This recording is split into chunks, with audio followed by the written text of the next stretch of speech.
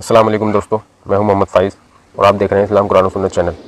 دوستو، آج کا جو ہمارا ٹاپک ہے وہ ہے ہندو دھرم کا تعارف، اسلام کے بارے میں غلط فہمی اور ہندو دھرم کی مذہبی کتابوں میں خدا کا تصور۔ تو دوستو، اللہ کا نام لے کے شروع کرتے ہیں۔ اعوذ باللہ من الشیطان الرجیم، بسم اللہ الرحمن الرحیم۔ ہندو مت کا تعارف۔ لفظ ہندو جغرافیہ پس منظر کا حامل ہے اور بنیادی طور پر یہ لفظ ان لوگوں کے لیے استعمال ہوتا تھا جو دریائے سندھ کی وادی میں آباد تھے، یا وہ علاقہ جو دریائے سندھ کے پانی سے سیراب ہوتا تھا۔ کچھ تاریخی دان یہ کہتے ہیں کہ لفظ ہندو پہلی مرتبہ ایرانیوں نے استعمال کیا تھا، جو کہ ہمالیہ کے شمال مغربی دوروں سے گزرتے ہوئے ہندوستان میں آئے تھے۔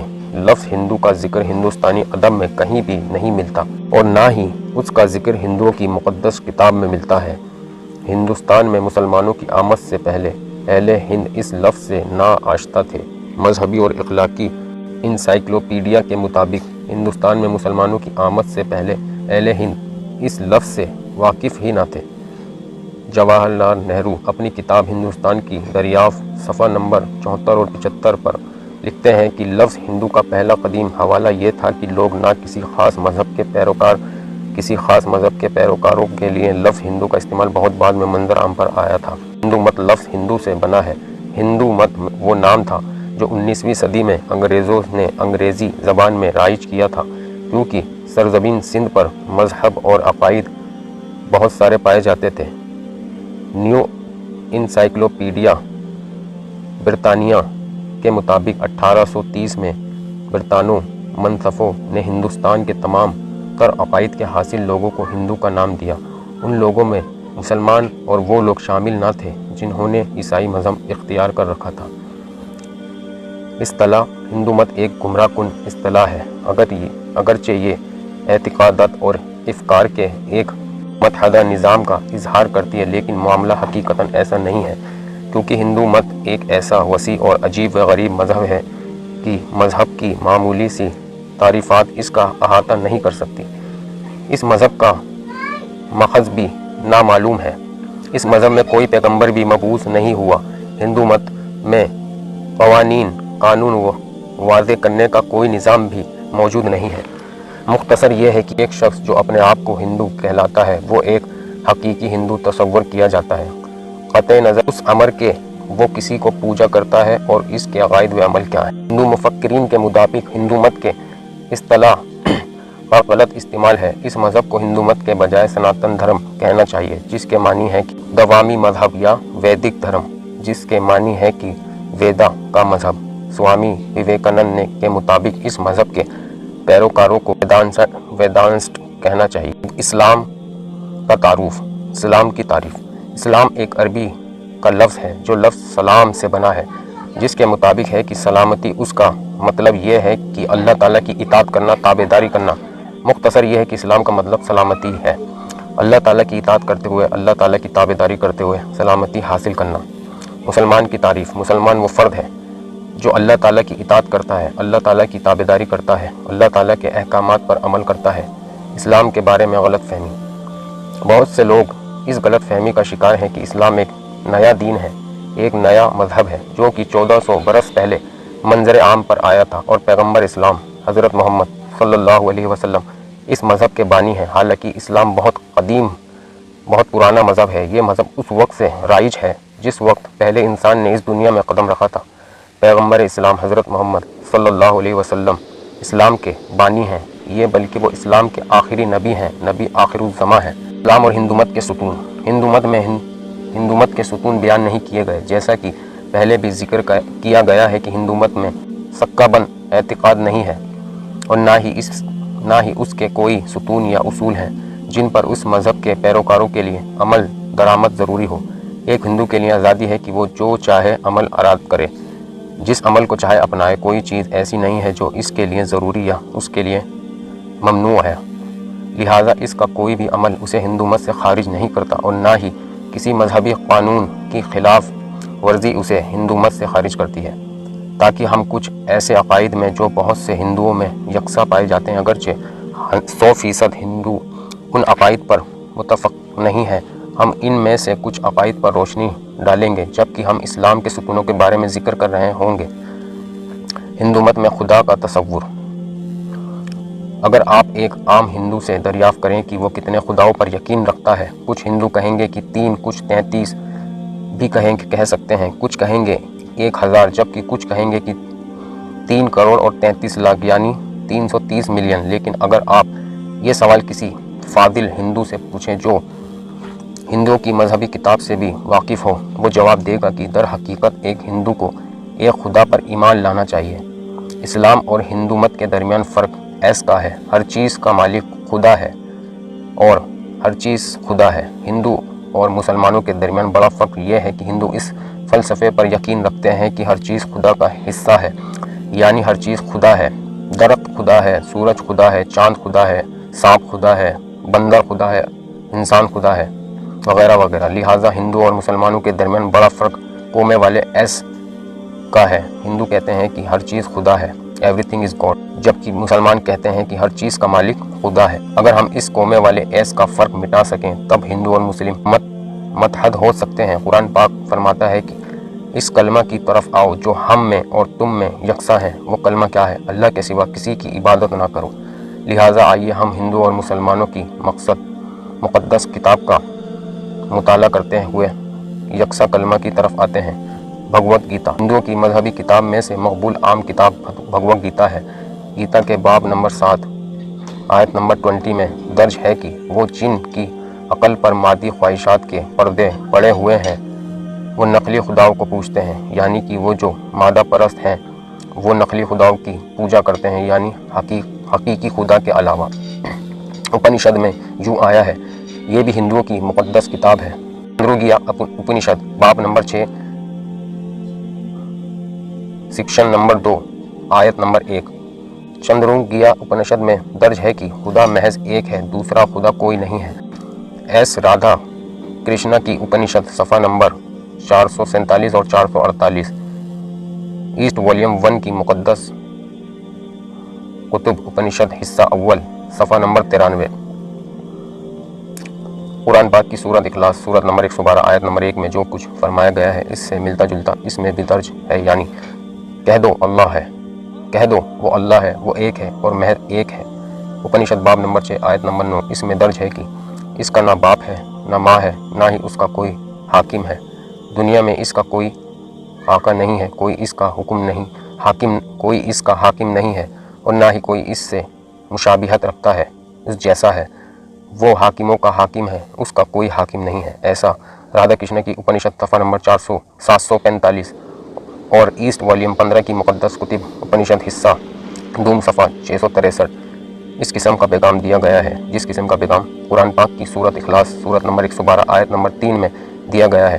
نہ اس کی کوئی اولاد ہے، نہ وہ کسی سے پیدا ہوا۔ اپنشد باب نمبر 4 آیت نمبر 9 میں درج ہے کہ اس کی برابری کرنے والا کوئی نہیں، اس کا نام بڑی شان والا ہے۔ اپنشد ایسٹ رادھا کرشنا صفحہ نمبر 736 اور 737 اور ایسٹ والیوم 15 کی مقدس کتب اپنشد حصہ دوم صفحہ نمبر 253 میں اسی قسم کا پیغام قرآن پاک کی سورہ اخلاص سورت نمبر 112 آیت نمبر 4 میں دیا گیا ہے کہ اور نہ اس کے جوڑ کا کوئی۔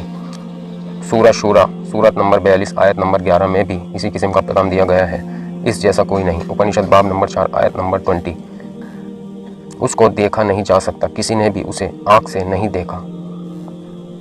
وہ جو اسے دل و دماغ کی آنکھ سے دیکھتے ہیں، اس کی عبادت کرتے ہیں، وہ امر ہو جاتے ہیں۔ پرنسپل اپنشد ایسٹ رادھا کرشنا صفحہ نمبر 737 اور ایسٹ کی مقدس کتب والیوم نمبر 15 اپنشد حصہ دوم صفحہ نمبر 253، اس میں اسی قسم کا پیغام قرآن پاک میں سورت الانعام سورت نمبر 6 آیت نمبر 103 میں بھی دیا گیا ہے۔ آنکھیں اسے احاطہ نہیں کرتی اور سب آنکھیں اس کے احاطے میں ہیں، اور وہی ہے پورا باطن، پورا خبردار۔ وید ہندوؤں کی مذہبی کتاب میں انتہائی مقدس تصور کی جاتی ہے۔ بڑے وید 4 وید ہیں، رگ وید، یجروید، سام وید، اتھار وید۔ یجروید باب نمبر 32 آیت نمبر 3 میں درج ہے کہ اس کی کوئی شکل نہیں ہے، کوئی تصویر نہیں ہے۔ یجروید میں باب نمبر 40 شلوک نمبر 8 میں درج ہے کہ وہ جسم سے پاک ہے اور پاک ذات ہے۔ یجروید سورت نمبر 40 آیت نمبر 9 میں درج ہے کہ وہ اندھیریوں میں داخل ہے جو فطری چیزوں کو پوجتے ہیں، مثلا ہوا، پانی، آگ وغیرہ وغیرہ۔ یہ صورت مزید بیان کرتی ہے وہ اندھیریوں میں ڈوبے ہوئے ہیں جو سمجھبوتی کو پوچھتے ہیں، یعنی اپنی تخلیق کردی چیزوں کو پوچھتے ہیں، مثلا کرسی، میز، بت وغیرہ۔ اتھار وید کتاب نمبر 20 باب نمبر 58 شلوک نمبر 3 میں یوں درج ہے: خدا عظیم ہے۔ اس قسم کا پیغام قرآن پاک میں سورت رعد سورت نمبر 13 آیت نمبر 9 میں کچھ یوں بیان کیا گیا ہے: سب سے بڑا بلندی والا۔ راگ وید سب ویدوں میں قدیم ترین اور مقدس ترین رگ وید مانی جاتی ہے۔ رگ وید کتاب نمبر 1 باب نمبر 64 شلوک نمبر 46 میں درج ہے کہ جو کہ خدائے واحد کو کئی ناموں سے پکارتے ہیں۔ رگ وید باب نمبر 2 سورت نمبر 1 رگ وید میں خدا کے کم سے کم 33 صفائی نام درج ہیں، ان میں سے بہت سے صفاتی نام رگ وید کتاب نمبر 2 باب نمبر 1 میں درج ہے۔ برہما خالق رگ وید باب نمبر 2 اور سورت نمبر 1 آیت نمبر 3 میں رگ ویدہ میں دیے گئے کئی ایک ناموں میں سے خدا کا ایک خوبصورت صفاتی نام برہما بھی ہے۔ برہما کا مطلب ہے تخلیق کرنے والا۔ اگر آپ اس کا عربی میں ترجمہ کریں، اس کا مطلب ہے خالق۔ ہم مسلمانوں کو کوئی اعتراض نہیں اگر آپ خدا تعالیٰ کو خالق یا تخلیق کرنے والا یا برہما کہہ کر پکاریں، لیکن اگر کوئی یہ کہے کہ برہما وہ خدا ہے جس کے 4 سر ہیں اور ہر ایک سر پر ایک تاج رکھا ہے، تو ہم مسلمان سخت اعتراض کریں گے، کیونکہ تم خدا کو ایک شکل سے نواز رہے ہو۔ مزید تم یجوروید باب نمبر 32 آیت نمبر 3 کی کھلم کھلا خلاف ورزی کر رہے ہو، کیونکہ اس میں درج ہے کہ اس کی کوئی شکل نہیں ہے۔ وشنو پالنے والا رگ وید کتاب نمبر 2 باب نمبر 1 آیت نمبر 3 ایک اور خوبصورت صفاتی نام رگ وید میں کتاب نمبر 2 باب نمبر 1 میں آیت نمبر 3 میں درج ہے۔ وشنو کا مطلب ہے پالنے والا۔ اگر آپ اس کا عربی ترجمہ کریں تو مطلب ہے رب۔ ہم مسلمانوں کو کوئی اعتراض نہ ہوگا اگر کوئی خدا تعالیٰ کو رب کہہ کر پکارے یا پالنے والا کہہ کر پکارے یا وشنو کہہ کر پکارے، لیکن اگر کوئی یہ کہے کہ وشنو وہ خدا ہے جس کے 4 بازو ہیں، ان میں سے ایک دائیں بازو میں اس نے چکرا تھام رکھا ہے، تو ہم مسلمان اس کے خلاف سخت احتجاج کریں گے۔ مزید تم یجوروید باب نمبر 40 آیت نمبر 8 کی کھلم کھلا خلاف ورزی کر رہے ہو۔ رگ وید کتاب نمبر 8 شلوک نمبر 1 میں درج ہے کہ اس کے سوا کسی کی عبادت نہ کرو، تم اس کے سوا کسی کی عبادت نہ کرو، تمام تعریفیں اسی کے لیے ہیں۔ رگ وید کتاب نمبر 5 باب نمبر 81 آیت نمبر 1 میں درج ہے کہ وہ عظیم ہے، بڑی شان والا ہے اور دنیا کا خالق ہے۔ قرآن پاک میں سورت فاتحہ سورت نمبر 1 آیت نمبر 2 میں بھی اس سے ملتا جلتا پیغام دیا گیا ہے: سب خوبی اللہ کو جو مالک سارے جہاں والوں کا۔ رگ وید کتاب نمبر 3 باب نمبر 34 آیت نمبر 1 میں درج ہے کہ مہربانی کرنے والا۔ اسی قسم کا پیغام قرآن پاک میں سورت فاتحہ سورت نمبر 1 آیت نمبر 3 میں دیا گیا ہے: بہت مہربان رحمت والا ہے۔ اب یجوروید باب نمبر 40 آیت نمبر 160 میں درج ہے کہ ہمیں سیدھے راستے پر چلا اور ہمارے گناہ معاف فرما۔ اسی قسم کا پیغام قرآن پاک میں سورہ فاتحہ سورت نمبر 1 آیت نمبر 6 اور 7 میں دیا گیا ہے: ہم کو سیدھا راستہ چلا، راستہ ان کا جن پر تو نے احسان کیا، نہ ان کا جن پر غضب ہوا اور نہ بہکے ہوئے کا۔ رگ وید کتاب نمبر 6 باب نمبر 45 آیت نمبر 16 میں درج ہے کہ تعریف اس کے لیے جس کا کوئی ثانی نہیں، جو اکیلا ہے۔ برہما سترہ آف ہندو ویدانت خدا محض ایک ہے، اس کے علاوہ کوئی خدا نہیں ہے، کوئی نہیں ہے، کوئی نہیں ہے، بالکل نہیں ہے۔ لہٰذا آپ اسی صورت میں ہندو مت میں خدا کے صحیح تصور سے انشا ہو سکتے ہیں، جبکہ آپ ان کی مذہبی کتاب کا مطالعہ کریں۔ فرشتے، اسلام میں فرشتوں کا تصور، فرشتے بھی اللہ تعالیٰ کی مخلوق ہیں جو کہ عام طور پر ہمیں دکھائی نہیں دیتے، اور ان کو نور سے پیدا کیا گیا ہے۔ وہ نورانی مخلوق ہیں۔ فرشتوں کو انسان کی طرح اختیار سے نہیں نوازا گیا ہے، اور وہ ہر وقت اللہ تعالیٰ کے احکامات کی تعمیل میں مصروف رہتے ہیں۔ اللہ تعالیٰ نے مختلف فرشتوں کو مختلف فرائض سونپ رکھے ہیں۔ مثال کے طور پر حضرت جبرائیل علیہ السلام پیغمبران خدا پر اللہ کے پیغمبروں پر وحی لے کر آتے تھے۔ ہندو مت میں فرشتوں کا کوئی تصور نہیں ہے، تاہم ان میں سے کسی قسم کی برتر اور طاقت در مخلوق کا تصور موجود ہے جو وہ کام سر انجام دیتی ہے جو عام لوگوں کے بس میں نہیں ہوتے۔ کچھ ہندو ان کو بھی خدا سمجھ کر پوچھتے ہیں۔ ہندو کی مذہبی کتاب کا تعارف۔ ہندو مت میں 2 اقسام کی مقدس تحریریں ہیں: سروتی، اسمرتی۔ سروتی کا مطلب ہے وہ تحریریں جو سنی گئیں اور سمجھی گئیں۔ یہ مذہبی کتاب ہندوؤں کی قدیم ترین اور مقدس ترین کتاب مانی جاتی ہے۔ سروتی کو 2 بڑے حصوں میں تقسیم کیا گیا ہے: وید، اپنشد۔ ان کو الہامی کتاب تصور کیا جاتا ہے۔ اسمرتی کو اتنا مقدس تصور نہیں کیا جاتا جتنا مقدس سروتی کو کیا جاتا ہے، لیکن اس کے باوجود بھی ان کو اہم حیثیت حاصل ہے اور آج کل ہندوؤں میں مقبول عام ہے۔ اسمرتی کا مطلب ہے یاد کیا ہوا۔ ہندوؤں کے اس ادب کو سمجھنا آسان ہے کیونکہ یہ زمانے کے حقائق کی نشاندہی کرتا ہے۔ اسمرتی کو الہامی کتاب تصور نہیں کیا جاتا بلکہ ان کو انسانی لکھی ہوئی اور مرتب شدہ تصور کیا جاتا ہے جو انسانوں کو روزمرہ زندگی کے طور طریقے کے بارے میں رہنمائی فراہم کرتی ہیں اور انسانوں کے لیے قانون واضح کرتی ہے اور انہیں معاشرے اور انسانوں کی برادری میں کس قسم کے عمل کا مظاہرہ کرنا ہے اس کو بتلاتی ہے۔ اسمرتی کئی ایک تحریریں پر مشتمل ہے، ان میں پراناس بھی شامل ہے۔ بھائیو، میں نے آپ کو کچھ حوالے دیے ہیں، تھوڑے بہت حوالے، بہرحال بہت سارے حوالے تھے جو ہندوؤں کی کتابوں سے خدا کا تصور، ایک خدا کا تصور ان کی خود کی کتابوں میں ہے۔